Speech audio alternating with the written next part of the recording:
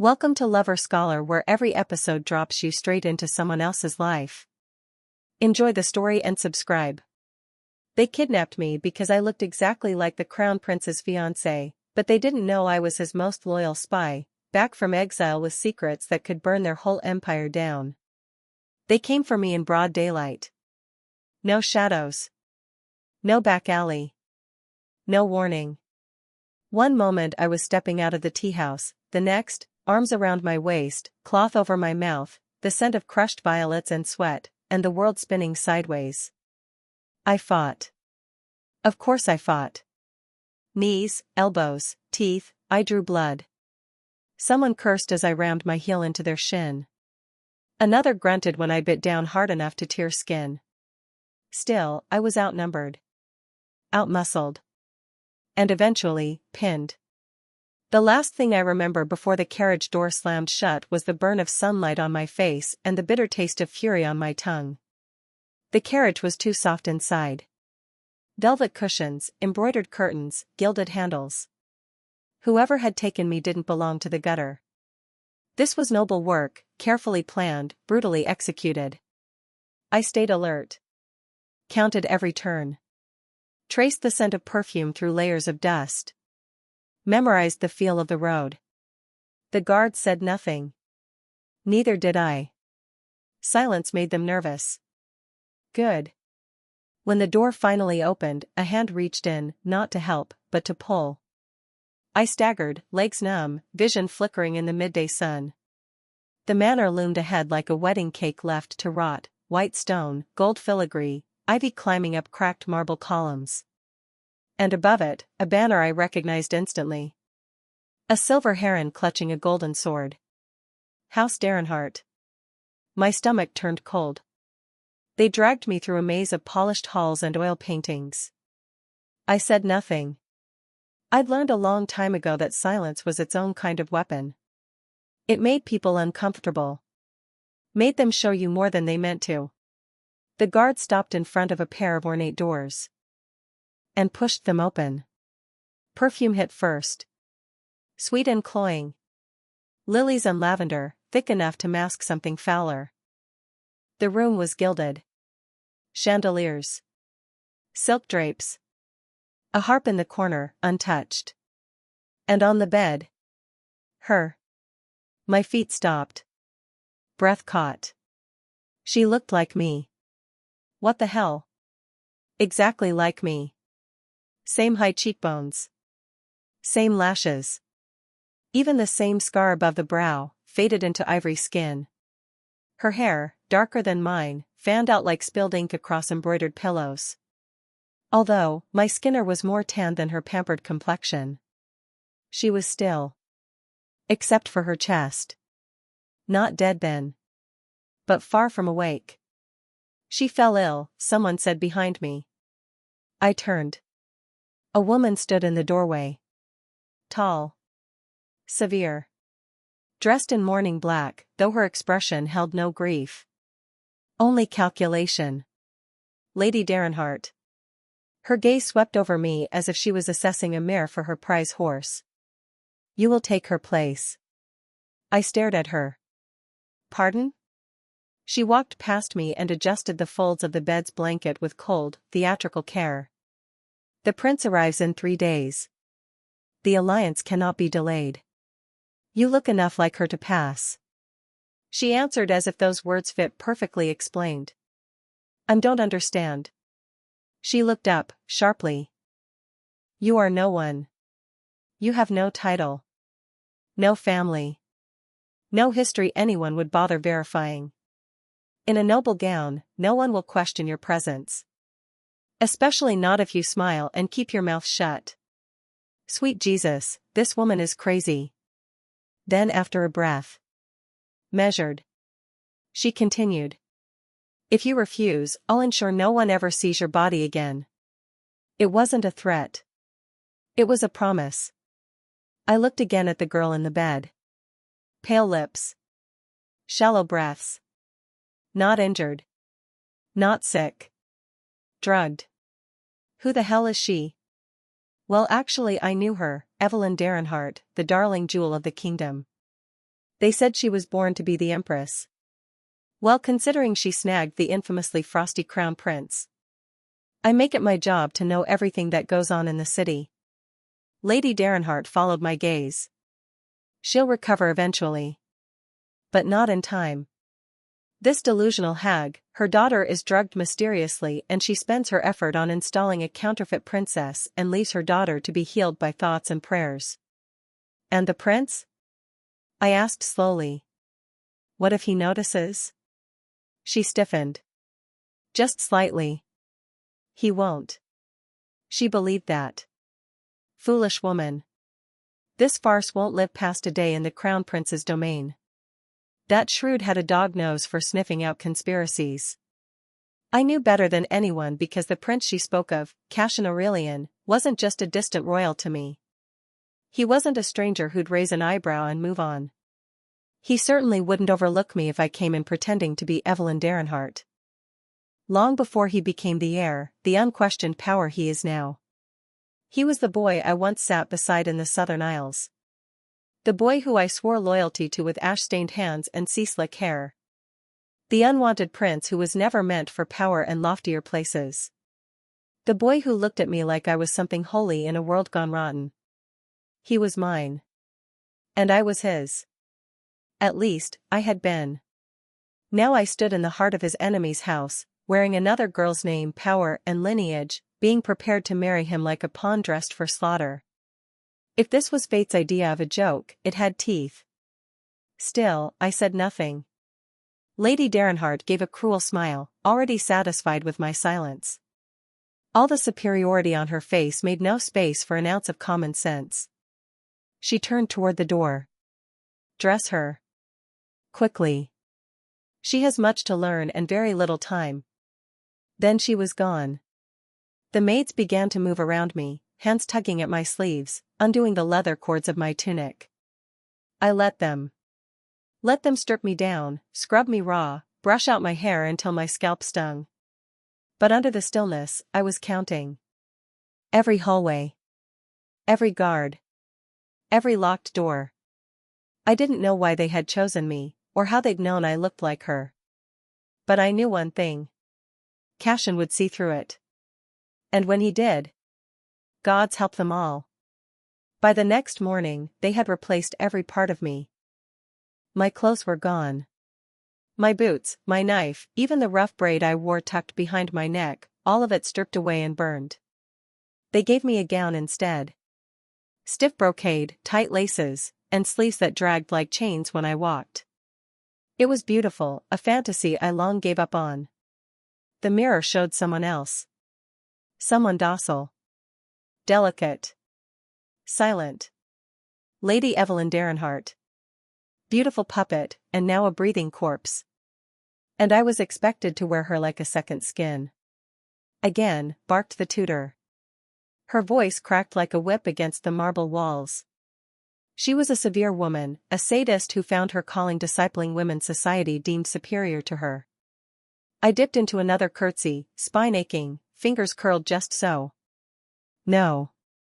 Your hands are wrong. Again, the tight line of her lips might as well have been smug smirk. The Derenharts brought in a parade of experts, tutors, tailors, perfumers, etiquette masters. All of them paid too much to speak too little. I was told how to walk. How to tilt my chin. How to laugh, but only softly. Lady Evelyn never raised her voice.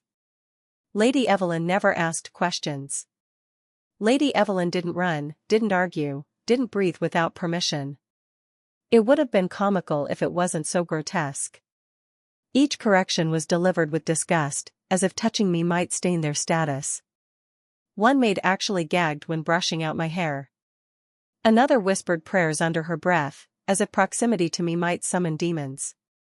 It was as if the burden of deceiving the natural order of society was a cross for me to bear. Let them pray. Let them gag. I was learning more from their hatred than they realized.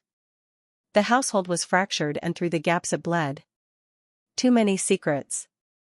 Too many locked doors.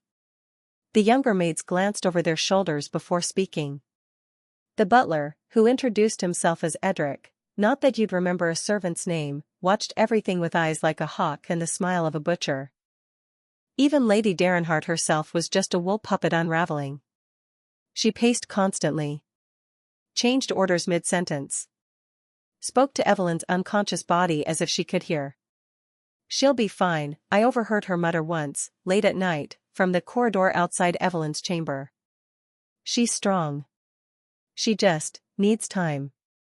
I leaned closer. "She'll wake up and forgive us. She always does." Forgive? Interesting choice of words. Who is truly in charge? The true puppet master. I tried to study Evelyn whenever I could. She didn't look injured. There were no bruises. No broken bones.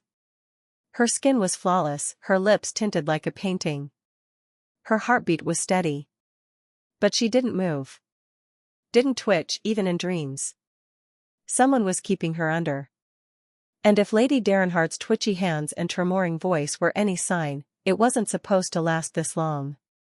I waited until nightfall to search her dressing chamber. No one followed me. I was Evelyn now, too precious to question. The moment the door shut, I moved fast. Vanity drawers. Powder boxes. Hairbrushes. The combs had a faint white residue along the teeth. Not perfume. Something finer. Odorless. When I sniffed it, the tip of my tongue went numb. Poison. Or something close to it. There was more in the drawer beneath, an empty vial, carefully tucked inside a silk pouch. I didn't know the compound. But I knew a drug when I saw one. She wasn't recovering. She was being kept asleep. Why? The obvious answer would be politics. The marriage. The alliance with the crown. But something didn't add up. If Lady Darenhart wanted control of the throne, why knock her daughter unconscious and replace her with a stranger who might ruin everything? Unless this wasn't plan A. Unless I wasn't meant to be here. My stomach turned. Something about this felt rushed. Desperate. Like I'd stepped into a plot already spinning out of control, and they were just shoving me into place before everything collapsed. At dusk, I was summoned to the drawing room. The chandelier above glittered with blood-red crystals. The air smelled of roasted pheasant and burning sugar. Lady Darenhart sat in a throne-like chair at the end of the long carpet, flanked by two figures I hadn't seen before. One was a man in a crimson doublet, eyes too pale and mouth too wide. The other, a girl. Blonde. Dainty. Dressed like a porcelain doll and smiling too much. The cousin. "You remember Lady Violet, of course," Lady Darenhart said smoothly, gesturing toward the girl. "She'll assist with your public reintroduction." Reintroduction. As if the real Evelyn hadn't been locked in a bedroom for weeks. Violet curtsied. "It's so lovely to see you awake. You look different." There was a faint emphasis on the last word. I met her smile with a hollow one of my own. "So do you," I said. Her lashes fluttered. "My, how sharp you sound. Almost like." She trailed off, smile faltering for the briefest second. Lady Darenhart clapped her hands. "Enough. We have guests arriving in 3 days. The prince's arrival will be announced then. Until that moment, you are to remain in character at all times. Do not falter. Do not improvise. If you so much as blink the wrong way." "Someone dies?" I asked. She smiled. "No. You die."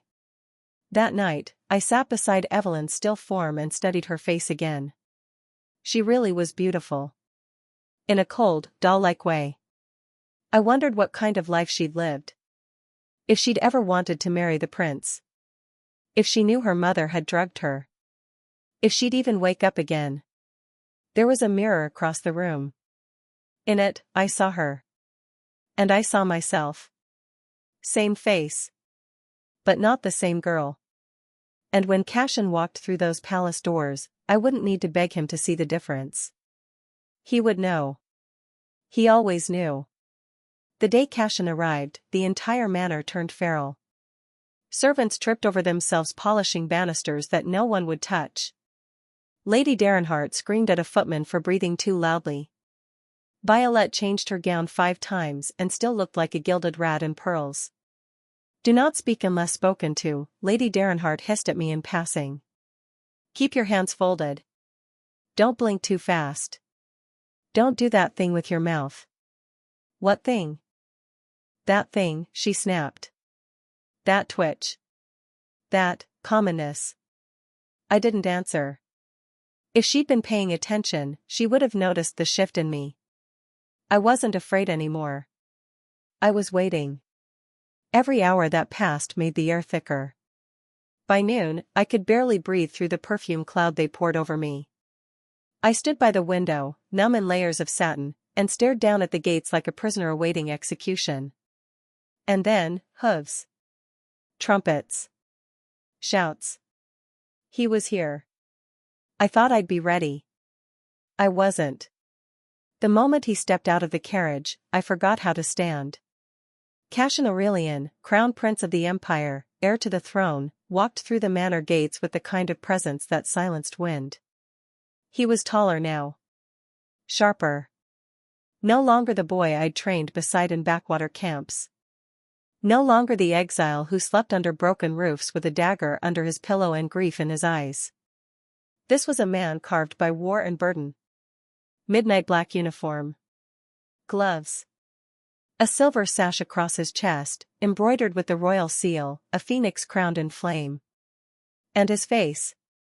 I knew that face better than my own. Every angle, every scar, every inch of rage he'd never let anyone see. He looked up. Our eyes met. And nothing. No flicker. No pause. No sign of recognition. Just the briefest glance. As if I were no more than another doll in another noble's collection. He was ushered into the great hall with all the pomp expected of a crown prince. Lady Derenhart fawned. Violet simpered. The servants trembled. I stood silently on the landing, hands folded like they'd told me, spine straight, heart in my throat. "Your Highness," Lady Derenhart cooed, "we're honored to welcome you back." Evelyn has been simply beside herself with excitement. Cashin gave a short nod, cool and distant. "And where is Lady Evelyn?" Lady Derenhart turned toward me. I stepped forward. The room froze, its collective breath stolen. Even Violet's fan stilled midwave. I descended the stairs slowly, just as I'd been taught. Eyes lowered. Shoulders back. Smile painted on with blood and restraint. When I reached him, I looked up. And there it was, that moment.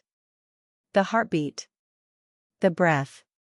His eyes locked onto mine. A flicker. A flash. Faint. So faint I thought I imagined it. And then it was gone. He bowed slightly. Formal. Cold. "Lady Evelyn." I curtsied. "Your Highness." My voice didn't shake. My fingers didn't twitch. But inside, something broke. He didn't know me. Or worse, he was pretending not to. We dined in silence. Lady Derenhart wouldn't shut up, Violet kept nudging my foot beneath the table, and the roast duck was so dry I nearly choked. Cashin barely spoke. He didn't ask about the engagement. He didn't comment on my appearance. He didn't even look at me. Until dessert. Violet was babbling about the palace renovations. Cashin's gaze slid toward me, sharp and quick, like a blade drawn beneath the table. "What was your favorite color as a child?" he asked, out of nowhere. Lady Derenhart blinked. "Pardon?" He didn't look away. I met his eyes. Red. He tilted his head. "Are you sure?" I smiled. "It's been red for as long as I can remember." He nodded slowly. Then said, without blinking, "Evelyn's favorite color was blue." The silence was instant. Lady Derenhart stammered. She changed it recently. After her illness. She's quite fond of red now. Cashin turned back to his wine. I see. He didn't speak to me again. But I saw it. The way his fingers tightened around the glass. The flicker in his jaw. The storm gathered behind his eyes. He remembered something. That night, I couldn't sleep. Not because of the dress, or the corset digging into my ribs, or even the ache in my legs from standing all day. No. It was the look he gave me at the end. A look I knew too well. Not confusion. Not recognition. But something worse. Doubt. He was suspicious. And suspicion was dangerous. Just before dawn, I found something beneath my pillow. A note. Unmarked. Folded into perfect quarters. Inside, scrawled in a code only he and I had ever used. If this is truly you, prove it. The note didn't say where. It didn't have to. I remembered. A glass house at the edge of the estate. Overgrown now, choked with vines and dust, the closest imitation of the Southern Isles, it had been where we met for the first time, when Cashin was hiding with his mother. When exile felt like freedom. If he was testing me, he'd choose a place only I would understand. I drove the shard into the wall beside her head. She flinched. Who sent you? No answer. Was it Violet? I asked. Or are you one of Edric's? Still nothing. I leaned in close, breath cold against her ear. Tell them next time they send someone to kill me, make sure they send two. I knocked her out with a single blow to the temple. She crumpled. Silence again. Until. I see you haven't changed. The voice came from the other side of the room. Deep. Familiar. Dry as winter wind. I turned. Cashin stood in the doorway. Not in uniform this time.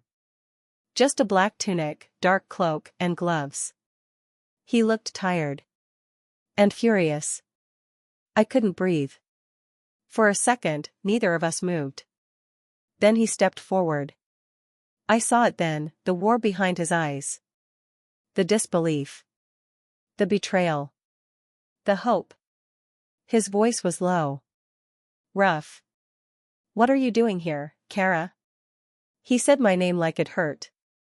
I could ask you the same. You're supposed to be in the East. In hiding.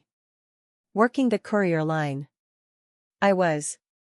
Until I heard whispers about the Derenhart girl suddenly falling into a mysterious coma. His jaw tightened. And your solution was to walk straight into a noble family's death trap? I didn't walk, I said coldly. I was dragged. He studied me for a long time. Then, prove it. I stepped forward. Raised my sleeve. There, just above the elbow, was the scar. Pale and thin, nearly invisible unless you knew where to look. You gave me this, I said. 7 years ago. The night we fled Delmere. You tied it with your own sash. His eyes darkened, still clouded with suspicion. Still not enough. I reached into the folds of my robe and pulled out a scrap of faded silk, the very same royal blue cloth he'd torn from his waist that night. He took it from my hand, hands trembling like it might burn him. Then his voice cracked. Gods, Kara. And he kissed me. It wasn't gentle. It was rage and grief and memory. A desperate thing, teeth and breath and trembling hands. I grabbed his cloak, pulled him closer, and for one moment, one single second, we were 16 again, hiding in a broken church, pretending we could survive on love and strategy alone. Then he tore away. You're supposed to be in the East. In hiding. Working the courier line. I was. Until I heard whispers about the Derenhart girl suddenly falling into a mysterious coma. His jaw tightened. And your solution was to walk straight into a noble family's death trap? I didn't walk, I said coldly. I was dragged. He studied me for a long time. Then, prove it. I stepped forward. Raised my sleeve. There, just above the elbow, was the scar. Pale and thin, nearly invisible unless you knew where to look. You gave me this, I said. 7 years ago. The night we fled Delmere. You tied it with your own sash. His eyes darkened, still clouded with suspicion. Still not enough. I reached into the folds of my robe and pulled out a scrap of faded silk, the very same royal blue cloth he'd torn from his waist that night. He took it from my hand, hands trembling like it might burn him. Then his voice cracked. Gods, Kara. And he kissed me. It wasn't gentle. It was rage and grief and memory. A desperate thing, teeth and breath and trembling hands. I grabbed his cloak, pulled him closer, and for one moment, one single second, we were 16 again, hiding in a broken church, pretending we could survive on love and strategy alone. Then he tore away. The second it touched my tongue, I knew the tea was poisoned. Too sweet. Too floral. A sharp bitterness beneath the honey. It hit fast. My hands went cold. My vision blurred. My knees buckled. I dropped the cup, heard it shatter somewhere near my feet, and collapsed onto the rug like a broken doll. The maid who brought it didn't flinch. Just folded her hands and said, "Oops." I couldn't move. My body was frozen. But my mind was still roaring. She stepped over me, calm as anything, and bent down until her lips nearly touched my ear. "Wrong girl, wrong game, wrong prince," she whispered. "But don't worry, Lady Evelyn. You'll be joining the real one soon." Then she turned and walked out. Just like that. They didn't find me until mid-afternoon.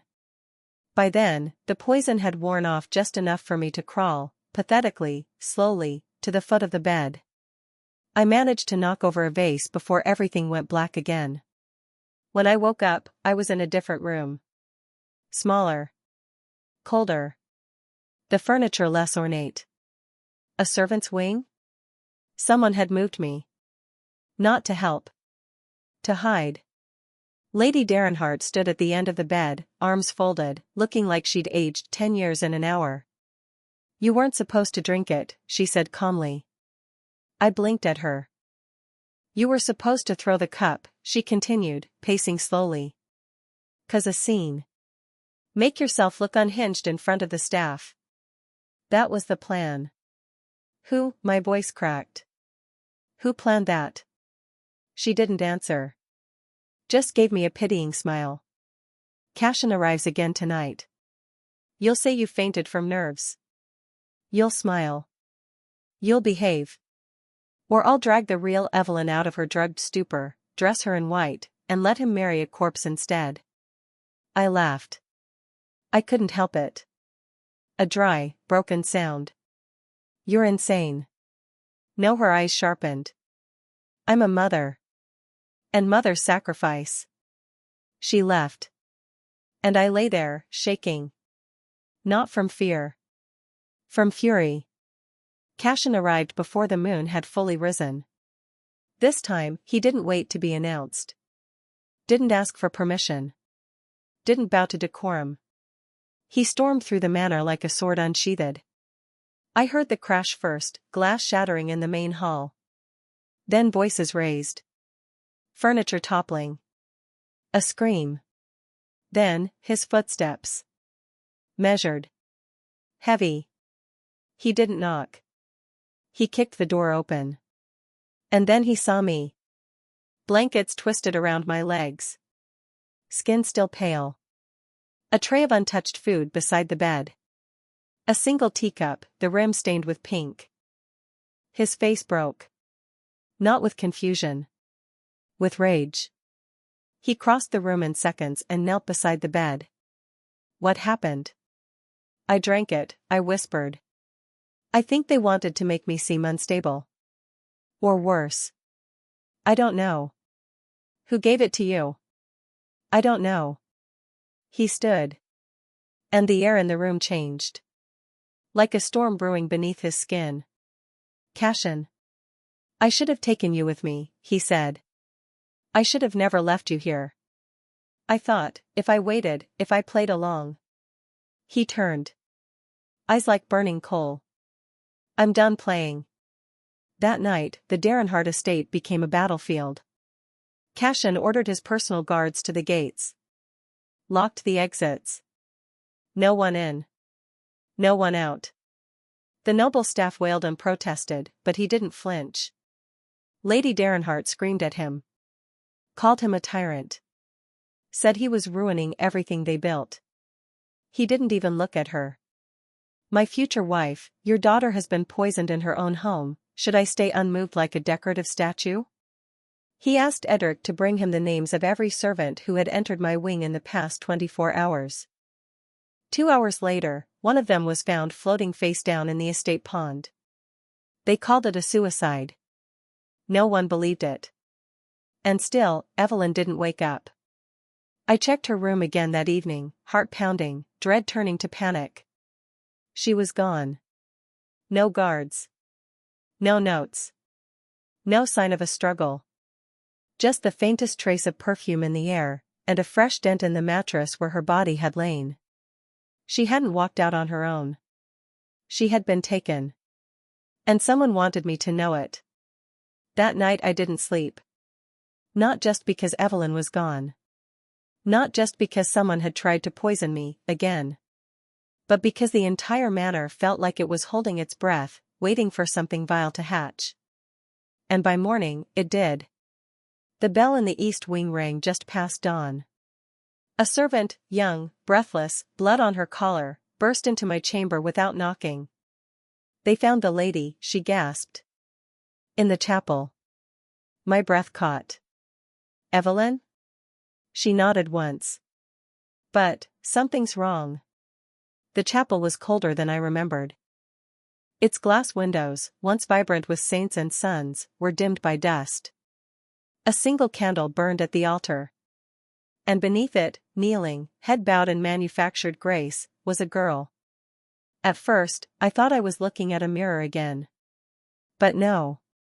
This one moved differently. She rose slowly, fingers fluttering at her waist. Her hair was curled. Her skin powdered to perfection. Her smile was wrong, too tight. Too polite. Too practiced. And when she turned to face me, Evelyn, Lady Derenhart gasped, storming into the chapel in full mourning regalia. Oh, thank the gods. My darling, my beautiful girl. She ran forward like a woman unhinged, clutching the impostor as if she'd been resurrected from the dead. My stomach turned. Cashin stepped up beside me. That's not her. I am her, the girl said softly, looking directly at me. Her voice was light. Airy. Refined. She bowed her head to the prince. Forgive my absence, your highness. I was unwell. But I'm better now. Cashin didn't move. Neither did I. Lady Derenhart turned, crocodile tears streaking her cheeks. I'm afraid we must correct an unfortunate confusion. The young woman who's been impersonating my daughter. She turned toward me with a sweetness so sour it curdled the air. Is a former maid. Delusional. A poor thing who wandered into Evelyn's room while she was resting and somehow convinced herself she was noble. I stared at her. And then I laughed. I couldn't help it. It wasn't soft. It wasn't polite. It echoed off the chapel walls like a curse. You're insane. No, she said, voice syrupy. I'm merciful.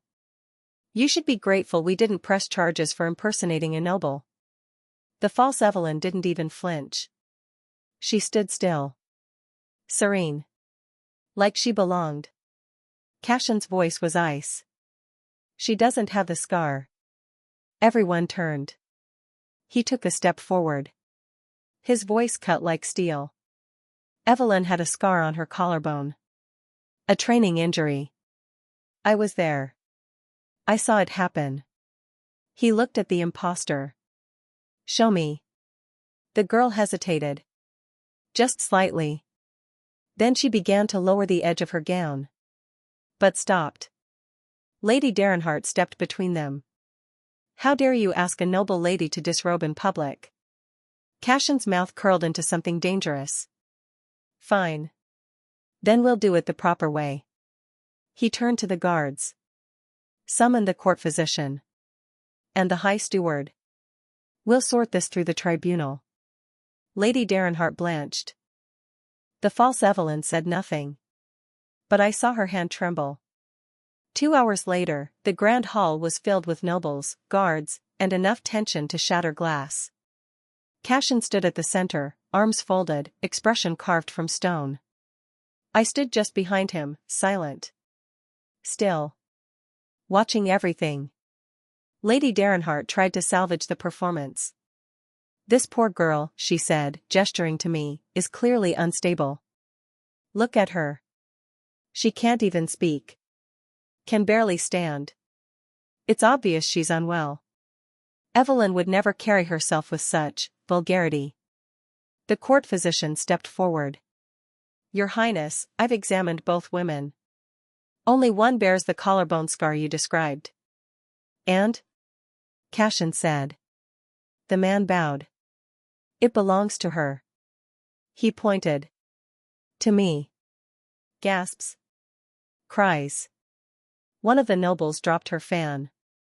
Lady Derenhart's face twisted like she'd swallowed bile. That doesn't prove anything, she snapped. It could have been self-inflicted. Or earned in exile, Cashin said, voice rising. Alongside me. When she bled so I could survive. I looked up, startled. He hadn't said it aloud before. He hadn't admitted it. Not until now. The crowd went silent. Cashin turned to me fully. Tell them, he said quietly. Your name. I hesitated. Not out of fear. But because I knew this was the moment everything broke. I looked at Lady Derenhart. At her daughter, whoever she was. At the nobles, clutching pearls and whispering behind gloved hands. And then I said it. My name is Kara. No title. No lies. Just the truth. And I bled more for this kingdom than any of you. I didn't see it coming. Not the fire. Not the silence before it. Not the way the walls of the manor would go up like parchment soaked in oil.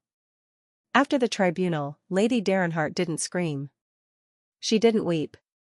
She didn't throw her usual theatrics across the marble floors or faint into Violet's arms. She just smiled. Tight. Serene. Like she already knew the ending, and everyone else was too slow to read the script. I accept the court's decision, she said. Of course. Cashin didn't believe her. Neither did I. But the nobles were satisfied. Justice had appeared to be served. The heir had been defended. The fraud was exposed. The royal engagement upheld. They thought the story was over. Fools. Cashin left that night to report back to the palace, leaving behind a small garrison of hand-picked guards to escort me through the transition back into noble life. He promised to return before the engagement was formally announced. I'll be gone 2 days, he told me, brushing a hand over my shoulder like it was a habit he wasn't allowed to form. I'll be fine, I lied. You never are. But he left. And that was all she needed. The fire started in the west wing. The guard said it was an accident. A lantern tipped too far. A curtain caught. No one looked too closely. But I'd lived too long in the dark to mistake accident for intent. The smoke reached my room by midnight. And when I opened the door, the hallway was already burning. Flames licked the ceiling. Heat slammed into my face like a wall. And behind it, I heard a click. The sound of a lock. They'd barred the door behind me. They hadn't meant to kill me with poison this time. No. They wanted me to burn. I ran. Smoke choked the air, thick and black. I ducked under fallen beams, climbed through ash-coated corridors, my nightgown soaked in sweat and soot. Someone screamed ahead. A servant? A guard? I didn't stop to check. The east stairwell collapsed behind me. Sparks spat across my cheek, hot enough to brand. And then I reached the chapel. Still untouched. Still quiet. But locked. Of course. Of course they would lock the sanctuary and leave the sinner outside. I turned. And saw her. Violet. Standing calmly in the garden below, watching the flames rise. She looked up, met my eyes. And smiled. She knew. She had done it. Lady Darenhart may have pulled the strings, but Violet had lit the match. I screamed, but no one heard me. The ceiling cracked. I grabbed the nearest window latch and threw myself at it. Once. Twice. On the third strike, the pane shattered. Glass tore across my shoulder as I climbed out, dropped into the hedgerow below, and hit the ground hard enough to lose my breath. But I lived. I got up. Bleeding, gasping, shaking, but alive. Violet was gone. So was half the matter. But I was still breathing. And that meant they'd failed. Again. Cashin returned before dawn. When he saw the blackened ruins of the West Wing, he didn't ask questions. He went straight to the Darenhart quarters, dragged Edric from his bed, and slammed him against a wall until he sobbed out Violet's name. They found her trying to flee through the servants' tunnel. When they brought her to me, she was still smiling. Why? I asked her. She tilted her head. Because you're not Evelyn. I never said I was. I don't care, she said, sweetly. You made him look at you. You made him choose. Then she spat blood on my foot and said. Next time, I'll use oil. Cashin had her locked in an iron-bound carriage with 2 armed guards. I never saw her again. That night, Cashin sat beside my bed, silent. I was bandaged. Barely awake. But I saw the way his hands trembled. The way his jaw clenched every time he looked at me. I should have killed them all, he whispered. You might still get your chance. He looked at me. For once, there was no mask. I'm not letting you go again. I closed my eyes. Good, I said. Because they're not done yet. It happened at dawn. A servant burst into my room, face pale as bone. She's awake, he gasped. Lady Evelyn, she's sitting up. I didn't move at first. For weeks, she'd been a ghost in the bed. Silent. Breath shallow. A shell of a girl I shared a face with, a name with, forcibly. She had slept while I carried her life like a borrowed blade, dodging poison, flame, and schemes meant to bury us both. And now she was awake. Just like that. I stood. The servant tried to stop me. The physician said she needs quiet, Anne. I'm going, I said. My legs were still wrapped in gauze, my arm stiff from the burn. But I walked, slow and certain, all the way to the east wing. The room hadn't changed. Same pale curtains. Same lavender-sick perfume. Same flowers, rotting in vases no one had bothered to replace. But the girl in the bed, she had changed. Her eyes were open. And she was staring straight at me. She looked like me. Exactly like me. But her gaze was wrong. Sharp. Measured. Cold. Not the gaze of a girl waking from weeks of drugged unconsciousness. The gaze of someone who had been listening the entire time. Waiting. She didn't speak. Neither did I. Until finally, she said. You're prettier than I expected. Her voice was soft. Polished. But there was venom under the silk. You've been watching, I said. She nodded. I couldn't move. Couldn't speak. But I could hear everything. Lady Darenhart. Violet. The tribunal. The fire. A pause. The prince. She didn't say his name like I did. She said it like he was a tool she'd once misplaced. I stepped closer. Do you know what they did to you? I know enough. They drugged you. Used me as your stand-in. Tried to kill me when I wouldn't play along. Her mouth curved into a half-smile. Of course they did. I blinked. You don't seem surprised. Should I be? I'm not stupid. I know my mother. I know my house. They've been trying to use me since I was old enough to stand still for a portrait. The only reason they drugged me instead of killing me was because they still needed my bloodline. So you're angry? She met my eyes. And then, to my horror, she laughed. A soft, cruel laugh. I'm not angry, she said. I'm impressed. I stepped back. You're insane. No, she tilted her head. I'm awake now. And that means the game has changed. A pause. Tell me, how close did you get to him? I didn't answer. I saw how he looked at you. Like he remembered something he'd tried to forget. I said nothing. She leaned forward, suddenly furious. You're not me. You're a shadow. A stand-in. You think because you wore my dresses and stood in my place, you earned something? You think you're worthy of him? You don't even love him, I snapped. I don't have to. I'm going to marry him. No, I said. You're not. We stared at each other across the chasm of that sentence. Two girls. One face. But only one crown. Only one name. And in that moment, I understood the real danger. Not Lady Derenhart. Not Violet. Not poison or fire or knives in the dark. It was her. Because Evelyn wasn't a victim. She was a player. And now that she was awake, she was ready to take her place back. Even if she had to destroy me to do it.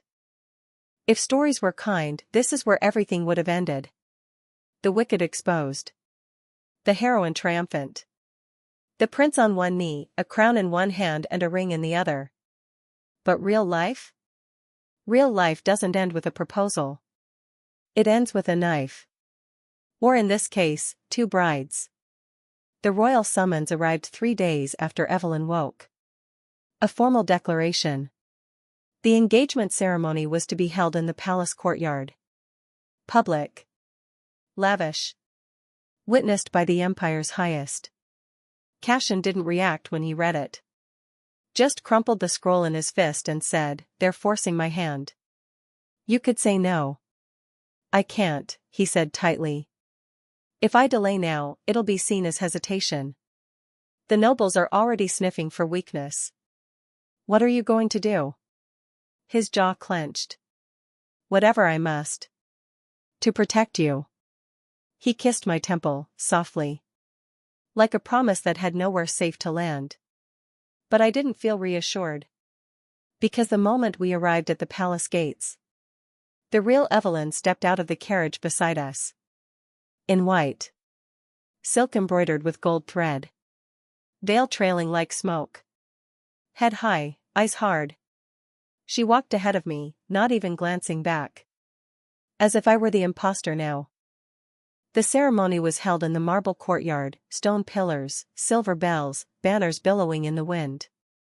The empire's elite packed every seat, eyes gleaming with curiosity and cruelty. They all knew the rumors. The fire. The poison. The tribunal. The prince's mysterious stand-in. They didn't know which girl was which. But they were ready to judge us both. Cashin stood on the raised dais, cloaked in black and silver. The wind caught his cape like wings. He didn't smile. Didn't blink. Just waited. The royal herald cleared his throat. Let Lady Evelyn Derenhart step forward to receive her crown. A pause. And then, we both moved. Gasps echoed like thunder. I walked left. She walked right. 2 identical girls. 2 mirrored lives. And one prince between us. Cashin didn't flinch. Didn't look confused. He stepped down from the dais, slowly, deliberately, and reached into his pocket. Pulled out a pendant. Small. Black metal. Shaped like a phoenix's talon. He held it up. "This," he said, voice cutting through the crowd like a blade, "was given to me in exile. By the girl who saved my life when I was 15. She carried messages across enemy lines.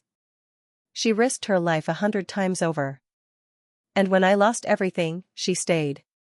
He turned. Faced us both. "I asked her to wait for me," he said. "And now she's here." His eyes locked on mine. And he held out the pendant. I stepped forward. Evelyn moved too. Our hands touched. She seized my wrist. Hard. "Don't," she hissed. "This is my name. My life. Don't think you can keep it." "I don't want your name," I whispered. "I never did." I wrenched my hand free. And took the pendant from Cashin's palm. He closed his fingers over mine. And for one flickering moment, it was done. But of course, it wasn't. A scream cut through the courtyard. People surged back. Guards shouted. Cashin turned. So did I.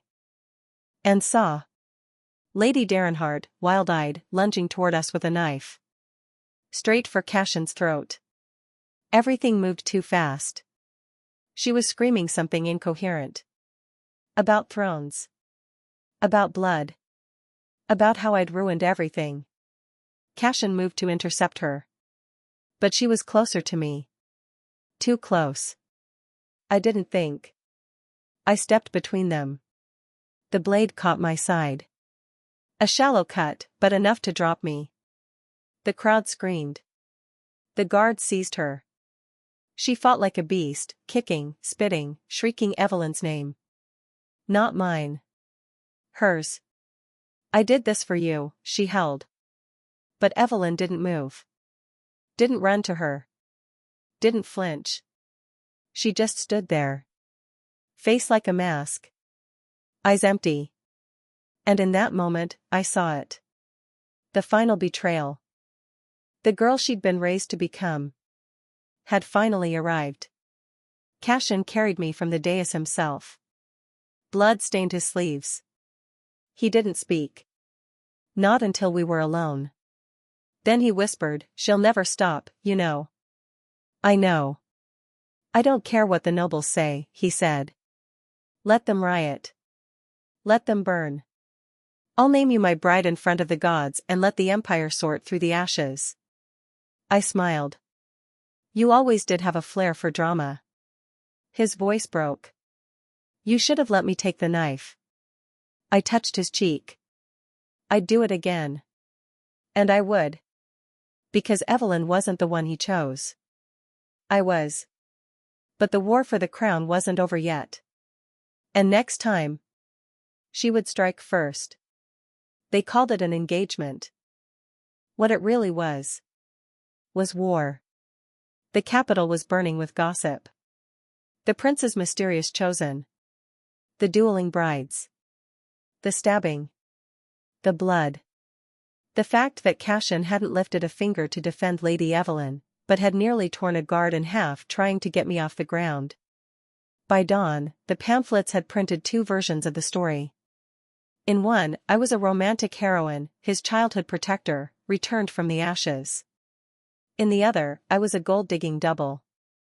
A peasant spy who seduced the crown and poisoned a noble girl out of her rightful place. Guess which one sold more copies? Cashin paced the tower chamber like he wanted to burn the floor down. I should have executed Lady Derenhart on the spot. You spared her daughter. I spared a snake. He stopped. Turned to me. We can't afford to keep playing polite, Kara. She's still your fiancé in the public eye. He gave me a look like I'd grown 3 heads. She's nothing to me. She's the girl with the name. With the bloodline. He stepped forward, voice low and dangerous. She can keep the name. I'll make you my queen with or without it. I looked at him. really looked at him. And for the first time since this whole nightmare began, I asked the question that had been curling in my gut like smoke. Cashin, what if I don't want to be queen? Silence. His brow furrowed. What? What if I don't want the throne? What if I just want peace? You think they'll give you peace now? He moved closer. His voice was softer now. You're not invisible anymore. They know your face. Your name. Your blood. They think I'm Evelyn. They'll find out who you are. Then what? He reached out. Brushed my jaw. I'll protect you. You can't protect me forever. He looked away. No. But I can make it so no one dares touch you.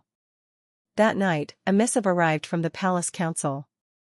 A demand: Kara, daughter of no house, must formally renounce all claim to the title Evelyn Derenhart, in writing, under the seal of the Empire. In exchange, the royal family would permit her gracious withdrawal from public life. I laughed when I read it. Permit? Cashin didn't laugh. He just stared at the wax seal. And then he said the words that changed everything. If they want a queen, he whispered, then they'll get one. But not the one they chose. He stepped away from the hearth, grabbed a scroll, and dipped his pen. What are you doing? Writing my own decree. He scrawled his name in harsh ink. Cashin Aurelian, Crown Prince of the Empire, hereby dissolves the engagement to Evelyn Derenhart on grounds of treason, and names Kara, daughter of no house, heir consort and future queen. My heart stopped. He sealed it. Stamped it. Then lit the palace's crimson signal flare. The room glowed with firelight and intent. I'm done letting other people write our story, he said. The next morning, the nobles screamed. The council called it treason. Evelyn called it theft. Lady Derenhart, now locked in a tower, called it prophecy. And me? I stood in the center of the court in black velvet and scorched silk, blood still drying beneath my sleeves, and said, I never wanted to be queen. A beat. But I'll become one. I looked straight at Evelyn. At every noble who doubted me. At every councilman who thought my face made me a puppet. But not for your empire, I said. For his. And Cashin stepped beside me. No crown in hand. Just fire in his eyes. The summons came sealed in gold. A trial of legitimacy. The words were delicate, ceremonial, wrapped in silk and politeness, but I wasn't stupid. It was a public execution in the close of a courtroom. Cashin was furious. They don't get to question you. They do. They don't deserve the truth. No, I said quietly, but I do. Because deep down, I knew the truth wasn't just for them. It was for me. For the girl who had grown up in the gutters outside Delmere, sleeping with daggers under her pillow. For the messenger who carried war plans in her boot soles. For the shadow who walked in someone else's skin and forgot her own name more than once. I had earned my face back. Even if I had to bleed for it. The court was held in the Crystal Hall, so white and blinding it made truth look like a lie. They sat in rows, marble-faced and powdered, eyes sharp with curiosity and hunger. The council. The nobility. Even the king himself sat at the highest dais, barely breathing. Cashin was not allowed to speak. Only watch. And I was placed at the center like a lamb on a stone altar. Evelyn sat opposite me. Alive. Cold. Composed. And so very ready to win. The steward called her first. She stood, perfect and unbothered. I am Evelyn Derenhart, she said. I was born to Lady Clarice and Lord Gideon. I have ridden in the royal hunt, recited the book of names from memory, and was chosen by His Highness 5 years ago to be his bride. She paused. Her eyes slid to me. I do not know who this girl is. But she is not me. She sat. Applause echoed like teeth. They called me next. No applause. Just silence. I stepped forward. And I told the truth. Everything. About exile. About the prince's hidden years. About the missions, the codes, the night he was wounded and I carried him 2 miles to safety with a sword in my shoulder and snow in my mouth. I showed the scar. The real one. The ugly, jagged one beneath my ribs, the one Cashin stitched himself with a belt in his teeth and shaking fingers. And then I said, "My name is Kara. I have no noble blood. No claim to any house. But I carried the prince's secrets when none of you would carry his name. I stood beside him when you let your banners fall. I was not chosen for this crown. I earned it." No applause. Just breathless silence. Until Evelyn stood again. And smiled. "Touching," she said. "Truly." Then she pulled something from her sleeve. A letter. Sealed in wax. "My father's will," she said. "Signed before his death.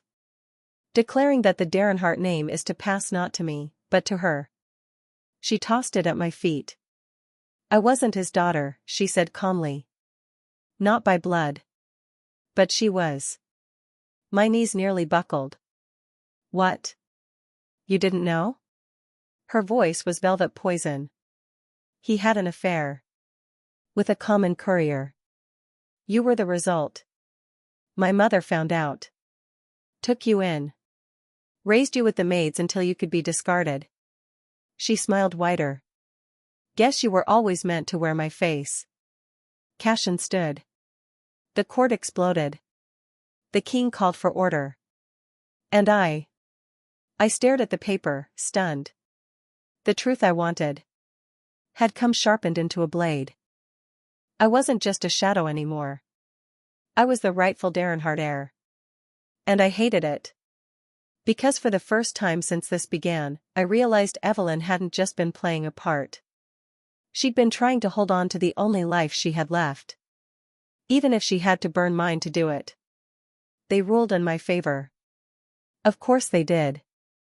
After the letter, after the blood records were verified, after Cashin all but dragged the steward to the king's feet to swear on his own crown, it was decided. I was the rightful Evelyn Derenhart. But it didn't feel like a victory. It felt like a funeral. The palace gifted me a new chamber. Sunlight poured through high windows, gold-framed mirrors reflected my every move, and gowns in every shade of royalty lined the walls. I felt like I was trapped in a stranger's dream. Because this wasn't my life. It was hers. The one she'd grown up preparing for. The one she'd been born to play, until I returned, uninvited, and tore it from her fingers like a ripped page from a storybook. And now, she wanted to speak to me.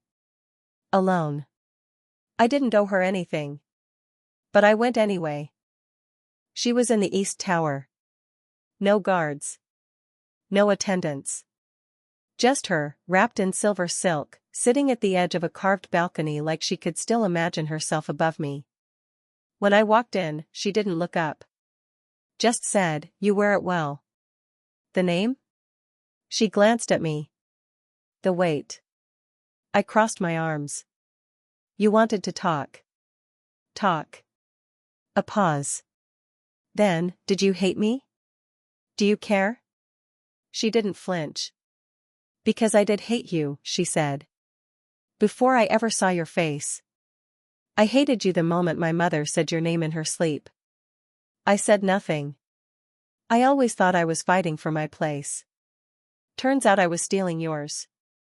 Her hands tightened in her lap. Funny, isn't it? How I spent my life terrified of being forgotten, and now I'll be remembered only for not being you. I stepped closer. She still poisoned me. I didn't ask her to, Evelyn said. But I didn't stop her either. She turned to look at me, and for once, she looked tired. Young. Not the villain. Not the doll. Just, broken. "I'm not sorry for surviving," she whispered. "But I am sorry for what I became to do it." A silence fell between us. Wind stirred the curtains. She looked away. I'm leaving tonight. A convent in the West offered me sanctuary. You'll hate it. I deserve to. I shook my head. You deserve to heal. Her eyes flicked to mine. You sound like him. Cashin? She nodded. He never hated me. Even when I lied. Even when I tried to kill what he loved. Her voice cracked, just barely. I think he saw the little girl in me, the one he used to read poetry to behind the training stables. I didn't answer. Because I knew what she wasn't saying. Cashin might have loved her once. In the quiet way you love something fragile, fleeting, and never meant to last. But he didn't love her now. And we both knew it. She stood. Walked past me. And just before she left the room, she said, I hope you burn the world for something better than I did. And then she was gone. That night, I stood in front of the mirror in my new chambers. I touched my face. Same face as hers. Same blood. But not the same girl. I had survived poison, fire, lies, and truth sharp enough to leave scars. Now I was queen in waiting. But all I could think was, at what cost? The palace was quiet, but I wasn't. I paced the chamber like a caged animal, the silk of my gown heavy against my skin but nothing like the weight in my chest. Cashin found me by the window, staring out at the city lights, so many lives below, so many stories tangled in shadow and flame. You're restless, he said, voice low. I'm scared. He didn't say it was ridiculous. He just moved closer, hand warm on my back. Tomorrow changes everything. Or nothing. I laughed, bitter, short. We're both still standing on the edge. Then the doors burst open. A messenger, breathless and pale. Your Highness, there's news. Cashin's eyes darkened. What is it? The tavern mercenaries have crossed the border. They're marching on the city. A silence fell. Then a cold fury settled like ice. They've come for us. Cashin drew his sword. Then we give them hell. Later, as the guards doubled their watch, I found him again in the war room. Maps strewn across tables. Voices sharp with strategy. But Cashin was silent. Until I asked, is there something you're not telling me? He met my eyes. There's more than the mercenaries. Who else? Someone from my past. He paused. Someone I thought dead. The weight of that statement pressed between us. Before I could ask more, the chamber door creaked. And in walked a figure cloaked in shadow. A ghost from before exile. Someone whose name was whispered in fear. Someone who would change everything. The chamber was thick with silence. The shadow stepped forward, revealing a face I never thought I'd see again. Cashin's old mentor, Lord Selwyn, the man who had trained him in exile, long believed dead. But here he was, standing tall and stern, eyes sharp with warning. Prince Cashin, Selwyn said, voice steady but grave, the threat is greater than you know. The mercenaries are the least of your worries. Cashin's jaw tightened. What else? Selwyn looked at me, then back to Cashin. There are whispers of traitors in your own court. My hand found Cashin's. He squeezed gently. Together, then, he said quietly. Whatever comes, we face it as one. A warmth bloomed in my chest. In this room full of secrets and shadows, his hand was my anchor. Selwyn continued, one of your closest advisors has been feeding information to the enemy. Cashin's gaze sharpened. Who? Before Selwyn could answer, I stepped forward. We won't let them win. Cashin looked at me, pride shining in his eyes. You have no idea how long I've waited to hear those words. I smiled softly. Then don't keep me waiting. The dawn light crept over the horizon. Outside, the city held its breath. Inside, two hearts beat fiercely, united, unbroken. The heavy oak doors creaked open, the cold morning light spilling into the war chamber. The room, already thick with unspoken fears and whispered plans, suddenly grew colder. Cashin's old mentor stepped inside, his figure tall and commanding despite the years. Lord Selwyn, thought lost to the shadows of exile, now stood before us, eyes sharp and steady as ever. Prince Cashin, Selwyn began, his voice low but filled with weight, there are threats far beyond the mercenary advance you face. Treachery festers within these very walls. Cashin's jaw clenched tightly. His usual calm fractured just slightly, as if the words carried the weight of a blade pressed to his throat. Selwyn's gaze flicked to me. Lady Kara, your courage is no secret. This trial is as much yours as his. My hand found Cashin's without thinking. His fingers curled around mine, steady, warm, a silent promise of partnership in the storm. Cashin met my eyes and smiled softly, a rare and private moment amid the tension. Whatever darkness comes, we face it together. I squeezed his hand. Always. Selwyn stepped closer, folding his arms. One of your closest advisors has betrayed you, feeding secrets to your enemies. The room seemed to shrink around us.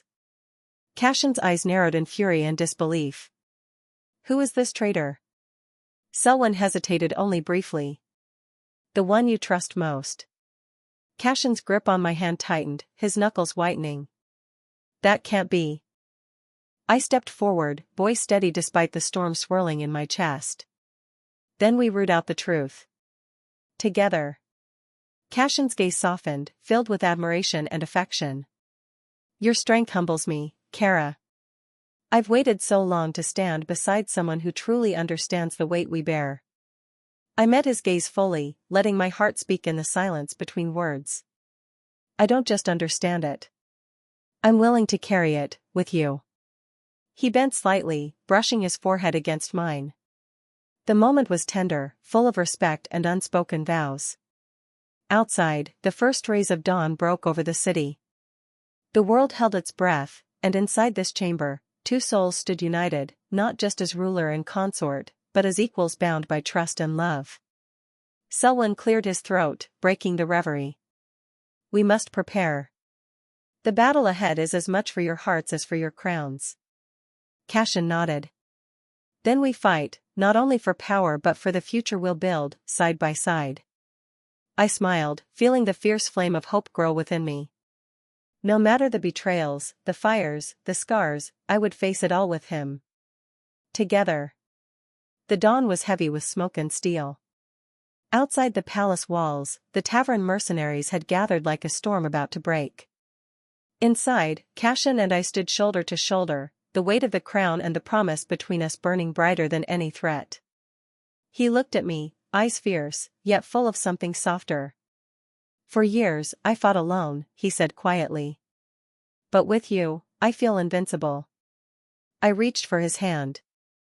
We fight together. Not just for the throne, but for us. The battle was brutal. Betrayal cut deeper than any sword. But our bond, tested and true, became our shield. When the dust settled, the crown wasn't just a symbol of power. It was a beacon of everything we'd survived. And everything we'd build, together. As Cashin lifted me into an embrace, the court fell silent, witnessing not just a queen crowned, but a love forged in fire. I whispered against his chest, this crown belongs to both of us. He smiled. And to the flame that will never die. Thank you for watching. Please subscribe.